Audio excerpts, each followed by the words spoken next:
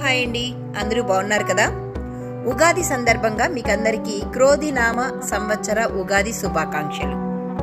మీరందరూ మీ కుటుంబ సభ్యులతో బంధువులతో కలిసి ఎల్లప్పుడూ సంతోషంగా ఆనందంగా ఉండాలని మనస్ఫూర్తిగా కోరుకుంటున్నాను.